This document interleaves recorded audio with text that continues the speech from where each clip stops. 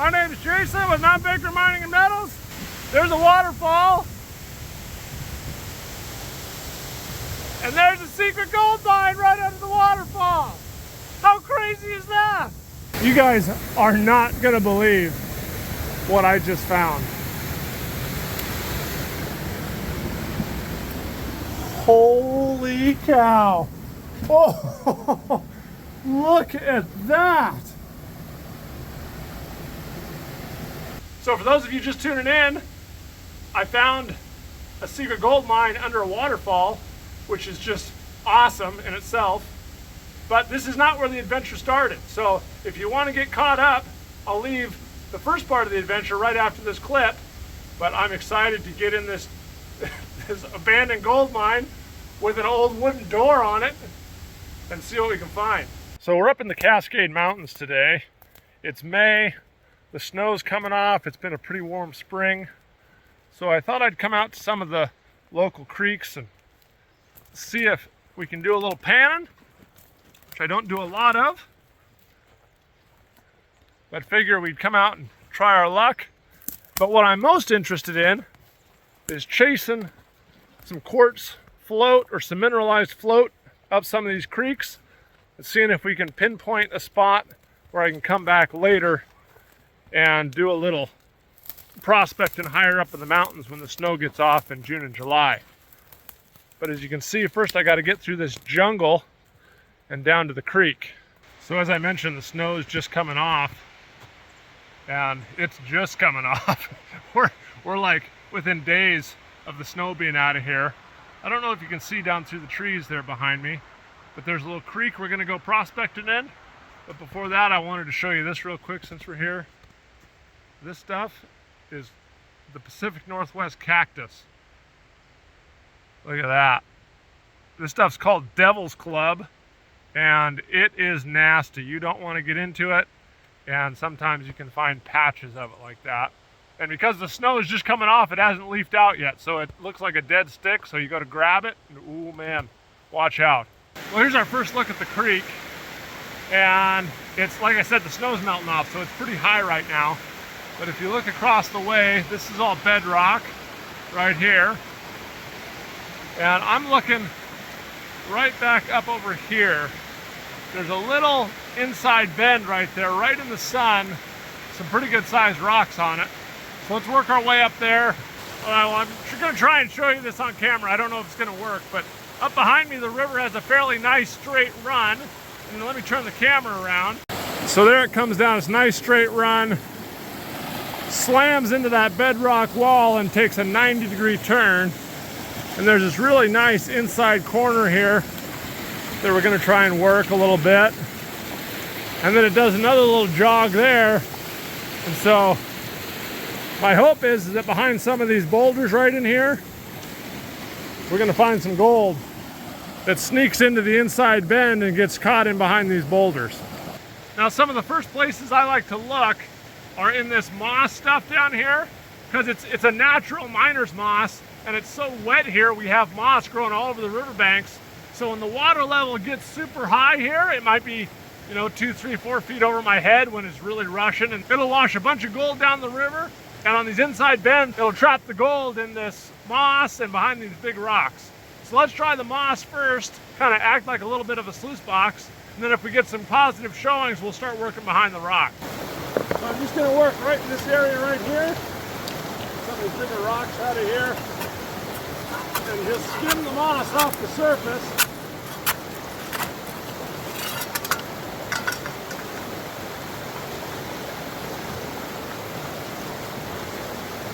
You see that? That's just like the carpet of a sluice.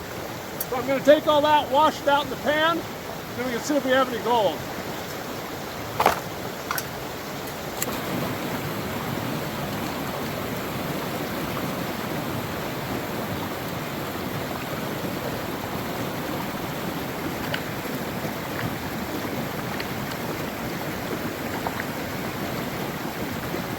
So when you're panning this out, you don't need to be in a real big hurry, but you can go a lot faster than when it's hard rock or concentrate, stuff like that we get off the shaker table. But the first thing you got to do is make sure it's all broke up and fluidized so the gold can get down to the bottom of the pan. Get these big rocks out of here.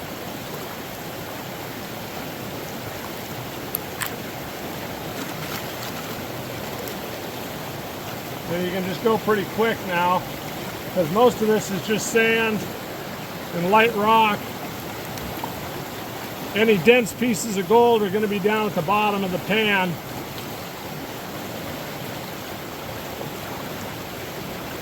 And one of our first indicators is going to be black sand. We should see that showing up here in a little bit. Doesn't look like there's a bunch of black sand in here, but that's okay.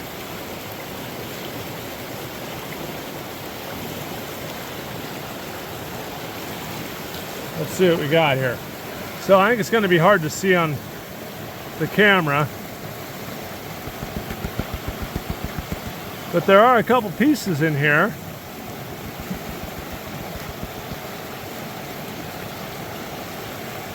They're right up in here, and over here there's a piece. Let me get my new favorite thing out and I'll show you the gold up close. So this is one of my new favorite things. This is a microscope that I can put right at my camera and film up to 200 times power. So let me put it on. If you're interested in something like this, check out the link below. I got a link if you want to buy one of these. They're pretty cheap and they're really, really useful. So I've got the microscope on. There's our first little flake. And it looks like it's flattened out some, so it's rolled down the river. But I had to shake all the gold down to the center of the pan. There's another little piece right there, because I couldn't get my phone up in the corner in the crease. There's some more right in the black sand there. Now you're looking kind of right at the edge of the black sand. There's a piece of gold right in the center. Right there. A couple more little pieces there. They kind of show up as white because of the light in the microscope. But this works. Oh, there's a nice little piece. Over on the edge, I think you can see the gold color a little bit better. But this works really well for seeing these little tiny pieces of gold. Well, now I'm going to try here behind some of these big rocks. So let me get them moved and dug around in there, and I'll show you what I come up with. I'm going to try and show you here what I'm looking at. And gold in a riverbed is like a layer cake. And so the gold, think of it like a layer cake where you have the cake and then the thin little layer of jelly between them and then another layer cake. Well, that's exactly what we're looking at here. And I've got this washed sand, really fine sand, washed down to about right here. There's a little layer. And I just pulled a boulder back. And then below that, it's kind of muddy. It's caked in mud. See down there, it's all caked in mud. So this layer right here of the washed sand, right at that interface, is all the gold that got washed down the creek on the last flood, went to the bottom of that layer right there. So I'm gonna get all this junk out of the way. I don't need that. That doesn't have any gold in it. The creek is kind of gold panned the gold down to this layer. This was the bottom of the moving bed last time it flooded. And so all the gold should be concentrated right along there. So that's where I'm gonna dig, is just that little thin layer of jelly out of there and pan it and see what we get. Well, I've done a few pans in that hole and that didn't work out very well. So what I'm gonna try and do now is show you another technique. We're gonna try and get across to the river over here. And I think that's a bunch of moss sitting right on bedrock. So we'll try and do a little bedrock crevicing.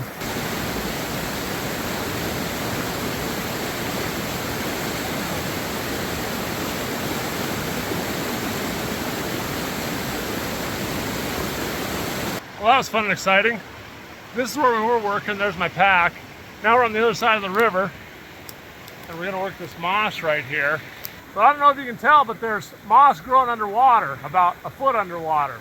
And so the water level is really high and it's really, really cold. It's snow about 10 feet that way, as you saw coming down the hill. So we're kind of hamstrung a little bit because the gold is going to be the lowest it can possibly be because it doesn't, wash way up in the bank. But let's try and work on some of this moss down here, see if we can get down to some bedrock cracks and see what we can find. So I've just taken a couple scoops out of this moss, and this is what I like to see. See this rusty layer right here? That means it's pretty old. It's been there a long time, and this bedrock's kind of soft on top. So hopefully if there's any gold, it's worked its way down into that rusty layer. See it here, you can see it here. But that is sitting right on top of the bedrock surface. Well, look at here, I just flipped this back. And I don't know if you can see down there. There's a real rusty spot. I thought there might be a nail head or something in there. But it looks like it's where a piece of iron's just sitting on the bedrock. Might find a little surprise in our gold pan. A little piece of nail or something. Well, I've tried a couple pans in our spot here, and I found a couple little tiny pieces, but nothing major. So I think what we're going to do is we're going to pack up from this spot. We're going to walk upriver a little bit and see what else we can find. So I want to talk about rocks for a second, and what I'm going to be looking for as I walk up this creek. It looks to me like there's two main types of rocks here. There's stuff that looks like this gray looking stuff. Looks like a metamorphosed sedimentary rock, like a metamorphosed slate. Locally it's called a phyllite. And so that's one type of rock we have. And the other type that I'm seeing is this lighter orange stuff. It's a weathered volcanic or intrusive rock.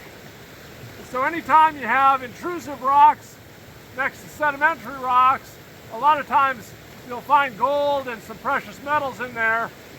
And the theory is that these sedimentary rocks, they came off the seafloor, maybe they have precious metals in them, finely dispersed, and when they get buried near a subduction zone, you have hot fluids work their way through these sedimentary rocks, dissolve out those little tiny bit of precious metals that are in there, and then they concentrate them into faults and fractures through the tectonic plates and getting them pushed up into mountains.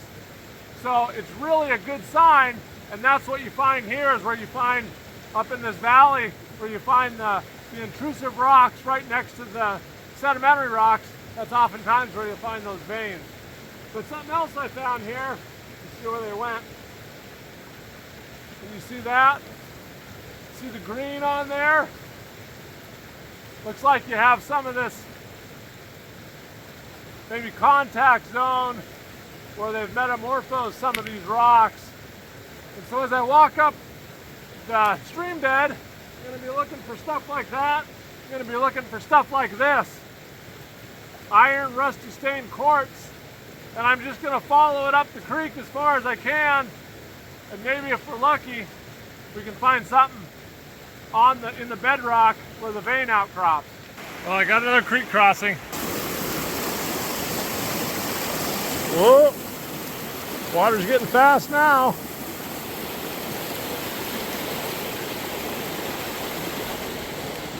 Made it across.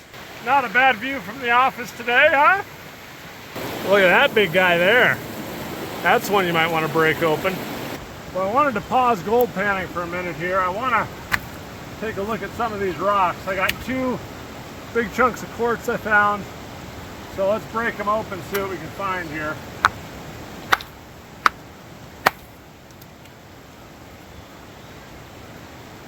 So what I'm looking for is any sort of mineralization. These have been sitting in the creek for a long time, and so I'm expecting most of it to be leached out. But any little pockets or vugs that may have an indication that this held minerals at one time. This rusty pocket here looks kind of interesting. But that's the stuff you'd be looking for. Try this other one here.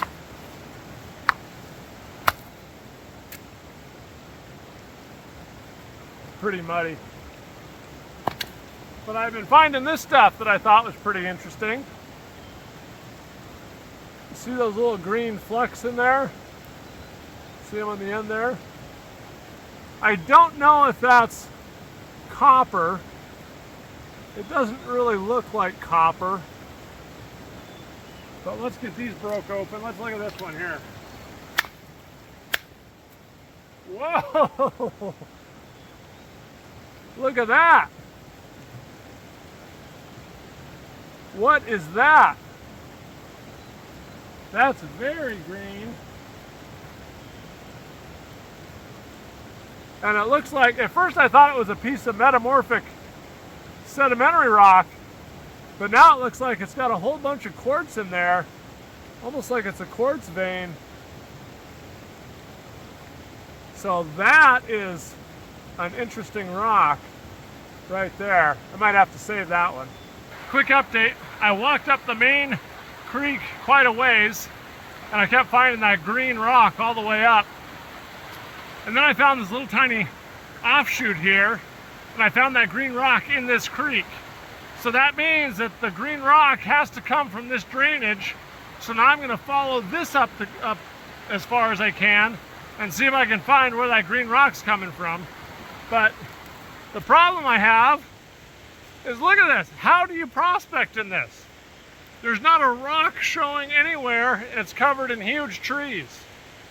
So I don't know how the old boys did it, but all I can really do is follow that creek up until I come to an outcrop and see what the rock looks like, because there's no showing here in the forest at all.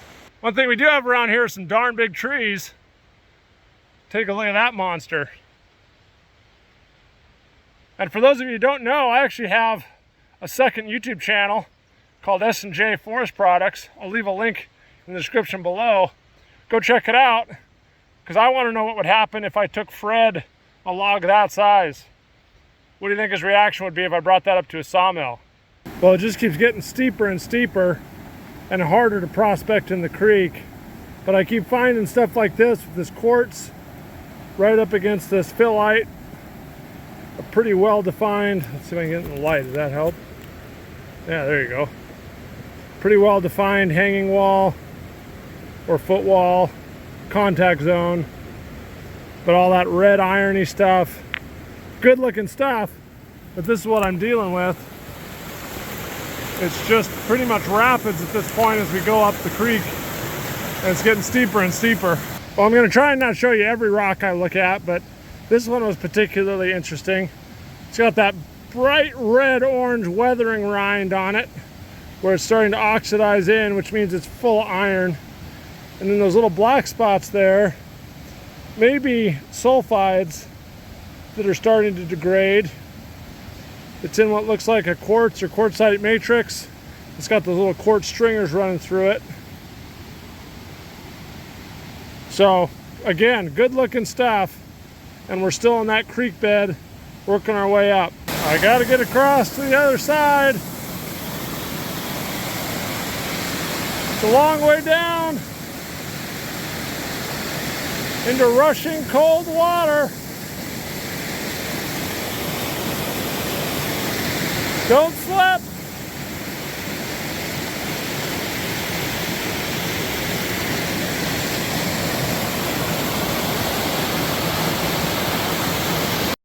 Here's a nice white piece of quartz I found and broke open. And I want to see what's in these brown rusty vugs. That one, this one has some nice ones. So let me put my little microscope on and we'll check them out. Well, it sure looks like there used to be some sulfides in there and they've been weathered out. Let's see if I can find another one.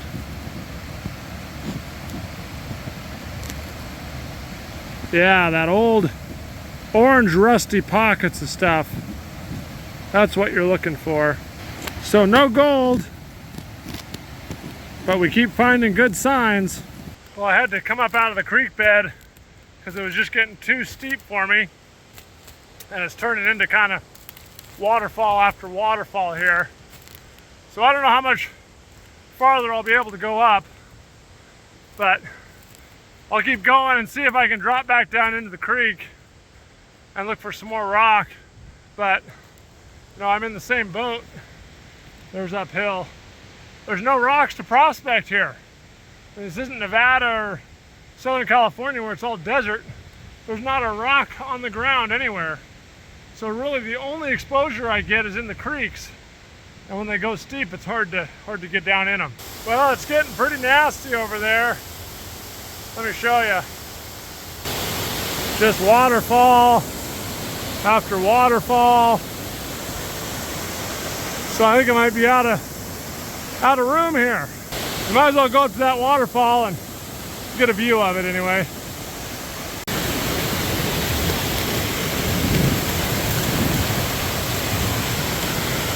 I don't know if you can hear me, but that's a pretty nice looking waterfall, huh?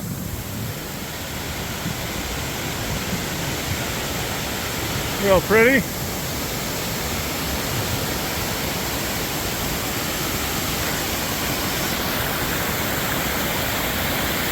Hey, what's that? You guys see that? You guys are not gonna believe what I just found. Holy cow. Oh, look at that. So as I was getting ready to go underground here, I saw some of this stuff. Look at this. Old piece of drill steel stuck in there. An old pick head.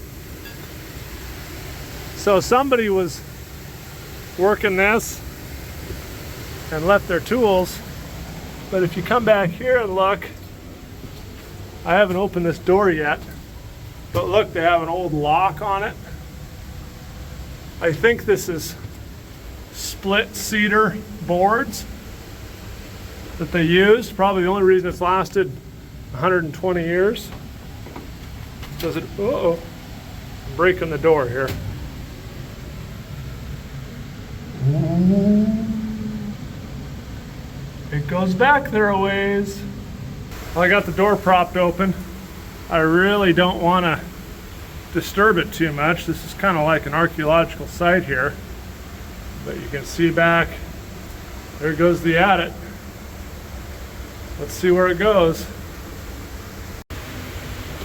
Okay, we're going in. I'm going to leave my pack and tools outside. We're just going to go on a little exploratory adventure here.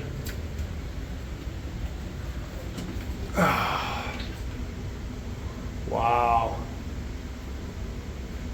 This is amazing. I mean, just having that lock and those tools out there, I don't think anybody's been here in 125 years since they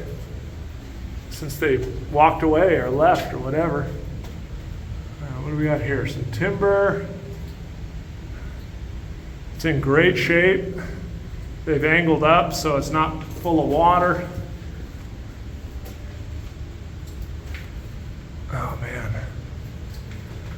It's super wet. So you guys probably can't tell, but we've gone in about 20 feet and it's looping around to the left there, which is right under the waterfall.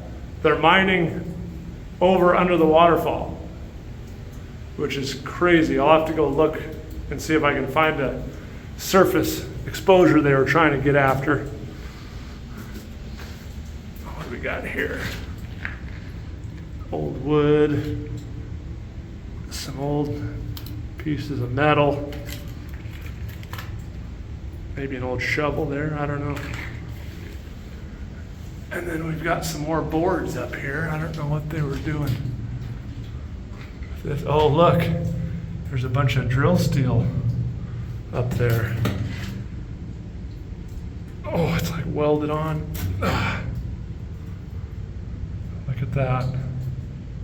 Old school single jacks. You'd hold it with one hand and you'd hit it with the other and drill a hole. Some nails there, some wire. All right, let's keep going here. Oh, this goes for a ways. This is kind of a big deal here. What do we got here? More steel, some shorties to get started with, and then a longer one. That one's probably 2.5 or 3 feet long. Oh, look here. Okay, so now we're in the good stuff. Yeah, remember that green stuff I was showing you in the last video? That's the green stuff. Look at that. So we've got some sort of vein here. They've cross-cut it. It doesn't look like it's on the back here anywhere, but it's so muddy you can't see. There's some more of it.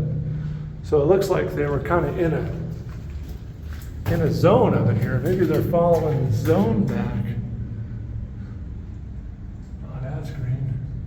Wow, it's weird. I don't know if that's from the outside or like reverberations from the waterfall above us, but I can feel the waterfall in the tunnel. Like I can feel the vibration in my chest. There's some more of that green stuff. It doesn't look like copper though. Copper, malachite and azurite, they're carbonates, they're sulfides that have weathered away. This stuff looks like it's kind of green in the rock. And it looks like this is as far as we go here. There's some quartz in the back right there. What were we working on here?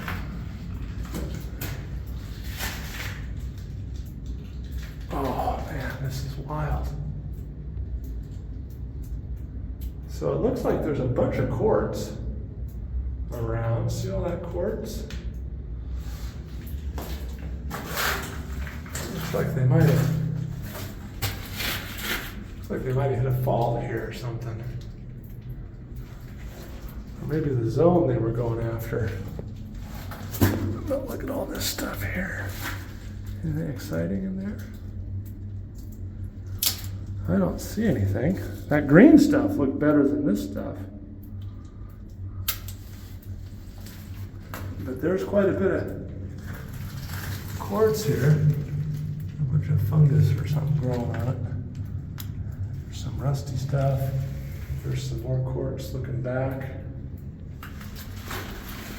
Wild.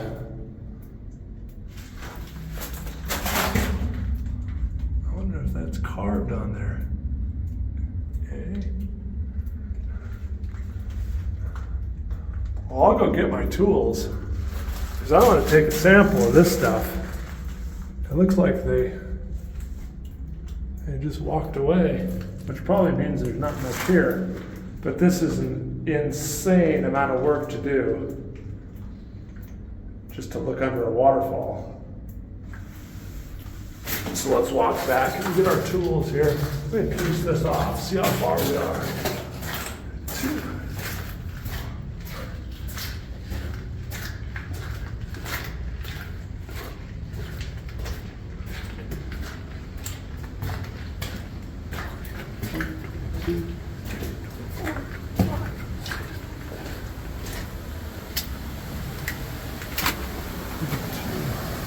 So it's about 33 paces, which is about 2.5 feet. What's that, 60, 80 feet long? Crazy. All right, well, I want to sample this green stuff. Hopefully you can see.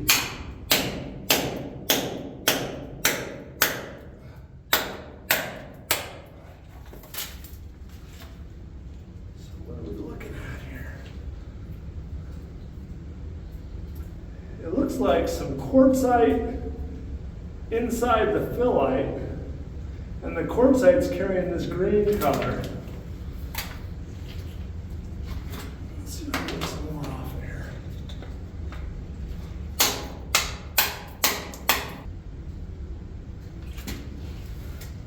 See all that there? What do you think all that green stuff is?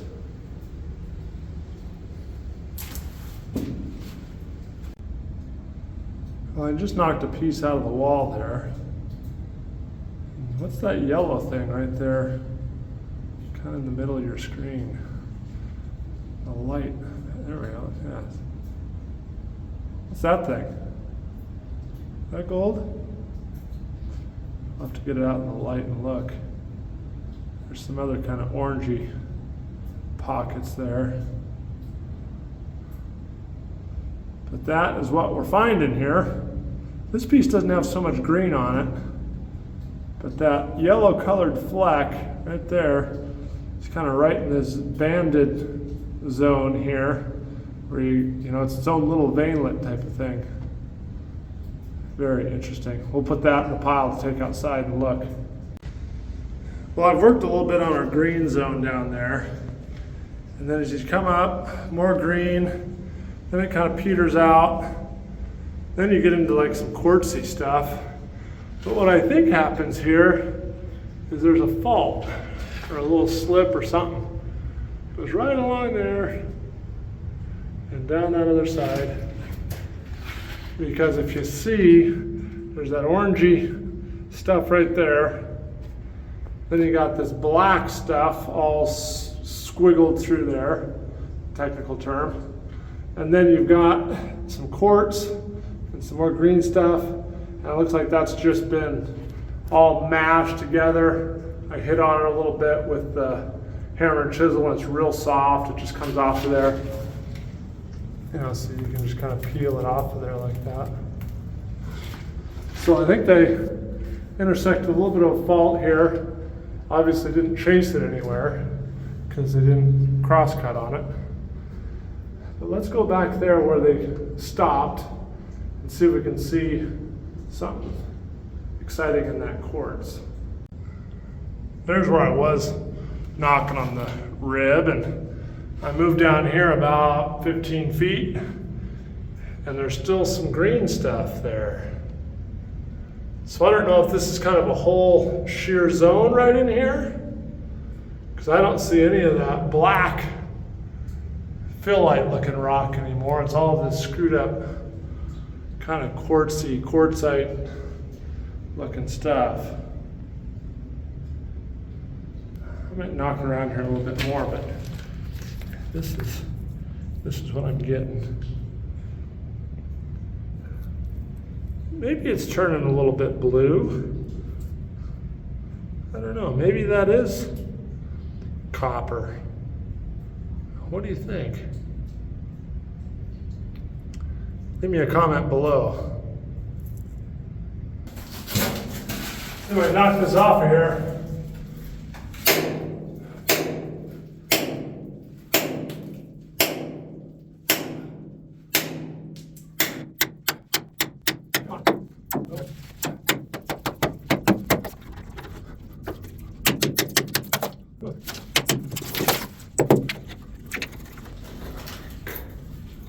Of course, I was coming on a prospecting trip with a gold pan and shovel. Didn't expect to do any underground work. I don't really have all the tools. But we're good.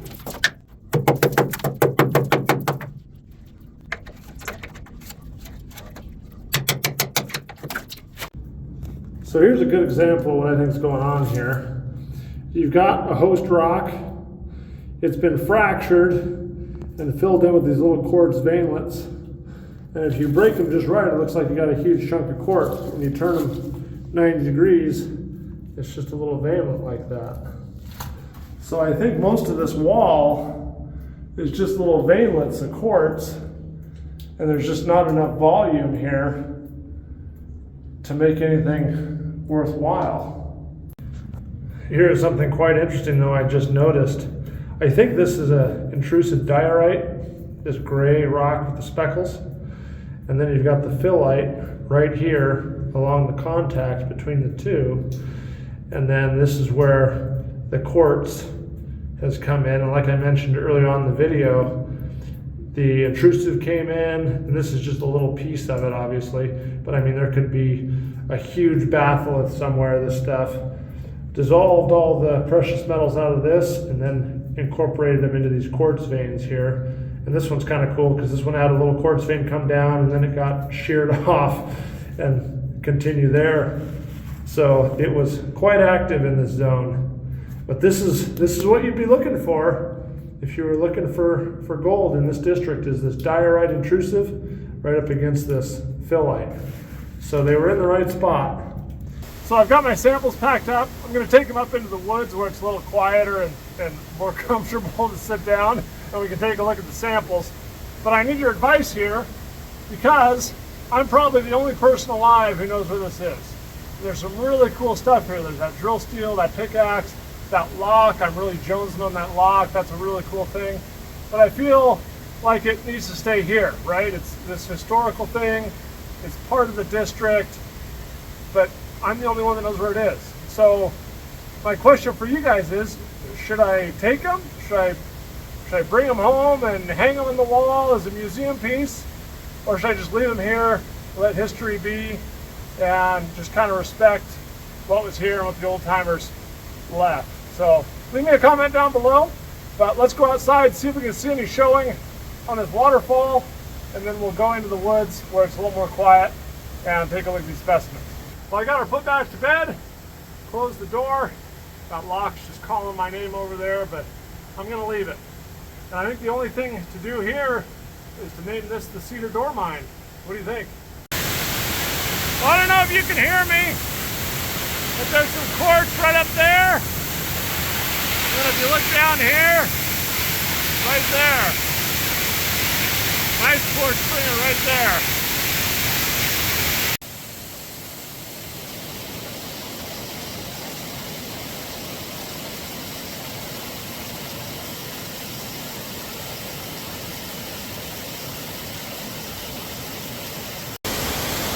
So I'm right on strike of where that vein came across the creek, and it goes up the other side. I think it was I think that was intersected underground, right where they turned, and that's where I was picking at the green stuff. And then I think this upper vein, they intersected back at the back of the adit. But what I'm gonna do is I'm gonna turn around and walk right along strike here and see if there's any workings here back in the woods maybe that are easier to get to than down the waterfall. Well, I looked around for a little bit and I didn't see any workings. But one of the interesting things is now I'm down below the strike and the grade is flattened out quite a bit. And when I was hiking along strike, I could look up behind me here, and the grade flattened out above it. So I think there was a fault zone running right across there, and it kind of benched down and then dropped into that fault zone, and now I'm back on this lower bench headed down to the main creek. So interesting stuff, but I think you can trace that fault for hundreds of feet, but I didn't find any workings in it. And my battery's about to die, so we're gonna have to look at those samples when I get back to the shop. We're back down at the shop. I want to take a look at some of these rocks, and then I have a very cool, very exciting new tool, both, that I want to show you guys. I'm gonna give these a quick wash, get them wet so the colors and the minerals stand out a little better. Now let's start off by looking at some of these green ones. This is the one I found in the creek, if you remember. I broke it open, and it's so green, it really caught my attention. I believe that this other stuff is the exact same stuff. I mean, you hold it up next to it, it sure looks like it's just weathered out pieces. This is a weathered out piece of this vein. So I think I followed it up, found the lode, and I've had some people comment on the first video that this is a rock called lustwanite maybe, depending on if you're German or not. It has a couple different meanings, but what this is if it's lustwanite, it is a metamorphosed serpentine or ultramafic rock, and the green is either a chrome or a nickel, and it's apparently turned into a carbonate, if I read Wikipedia correctly. And so as it got brought up in the fault zone, the serpentine, this ultramafic rock, got metamorphosed into this carbonate, oxidized the chrome or the nickel, and that's what the green is. The other thing this could be, and maybe it's the same thing, I don't know, help me out here with this, but there's also another rock called mariposite, which is named after Mariposa County in California, which is mother lode country. And they named it after that because this was a very common rock to find where it was a good indicator of gold. And so they'd follow this up. And what I read online was the gold would be found in these little tiny, that's probably not a great example, but little tiny quartz veins. Here's an example. You'd find gold in these quartz veins right here, but the host was this green metamorphosed ultramafic rock. So that's the story in the green. Let me know if you have any other comments on that. This is the piece here that I chipped out of the wall that I thought I had some gold on, and now for the life of me I can't remember where it was or find it. I think it might have been right up in here, maybe right there, right over here. But this is an interesting one as well because it doesn't have any of the green in it, but it has this really nice vein, quartz vein, and that's where I was finding these little yellow flecks. Also some oxidation, some sulfides maybe, pieces of country rock that looks like it's got ripped off out of the country rock and then placed in this fault zone here. And then this stuff here, which also may be gold bearing or gold rich. This is the diorite that I showed you underground.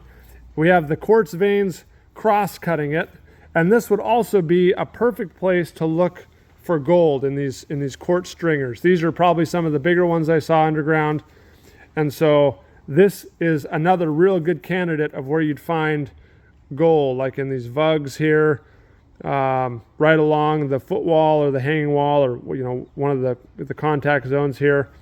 But now I want to go show you my new toy, my new tool, and we'll take a look at these rocks after I've used my new tool on them.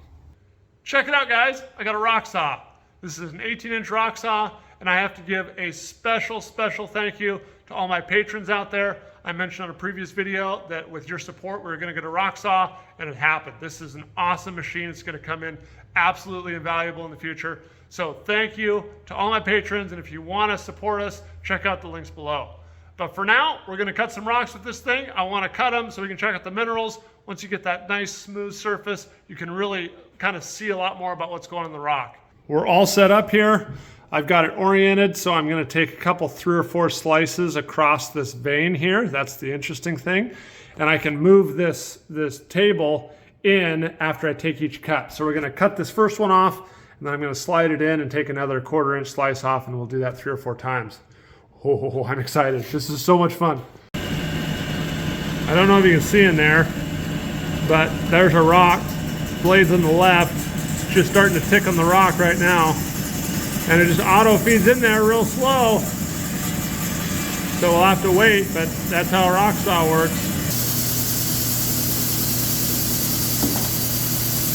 Let's check out some of these rocks. So it takes actually quite a while for that saw to cut through these rocks. But because I can move the bench, I can cut them into these thin slabs. And this one was kind of cool because I could just work my way right through the quartz vein. But I didn't see any minerals. There were some spots, like right in here, where there were some vugs, some empty vugs, a little bit of rusty stuff, but I didn't see anything that looked like sulfides. I didn't see any gold, anything like that. My theory is that because that vein is sitting literally right under a waterfall, that all the sulfides have leached out of it over the years. I mean, the water has just come right down through there and leached out all the sulfides, all the minerals, and it's pretty much barren at this point.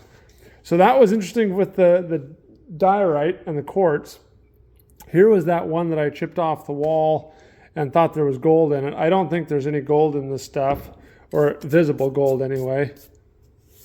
But look at the crazy screwed up, tortured rock in there. Man, that has been really faulted and stressed. And you can see all these little veinlets that's come up through and re-glued all this rock together. So that was pretty cool. I really like that one. This is really interesting. This is the lustwanite. I think I'm pronouncing that right. And it is an absolutely beautiful rock on the inside. But this is the stuff that I chipped off the wall, and it's kind of fractured. So you can see here where it's broken. When I cut it, it kind of fell apart into a couple different 3 or 4 pieces. But it's an absolutely beautiful rock. And a little bit of research I've done, actually people are using these for jewelry. And you can cut them into cabochons and stuff like that. So that was pretty interesting. This is the piece that I found in the creek. And look at the fancy swirls in that. I thought that was a beautiful piece. And what I think I'm going to do is if I ever go back, I'm going to work up along the creek and find the pieces in the creek, because these are all the loose stuff has been broken off these, and these are nice, hard, competent pieces. But you got the greens and the grays and the whites all swirled together there. Absolutely beautiful, beautiful rock there. And then I have some pieces here that were just a little bit too small. They couldn't quite fit in the saw. So I just left those as pieces of rocks. If you guys are interested in any of these rocks, I'm going to put them on eBay, so check out the eBay listings. I'm super excited about my new toy / tool, and I think that was a really cool trip. That's not exactly what I went up there to do, but I'm really glad I found the cedar door mine and found some really, really interesting pieces of geology there that I brought back, and using the saw. This saw is going to get so much use in the future. I'm so excited. But if you guys are interested in any of the samples up here, check out our eBay listings. Otherwise, thanks for watching, and we'll see you on the next video.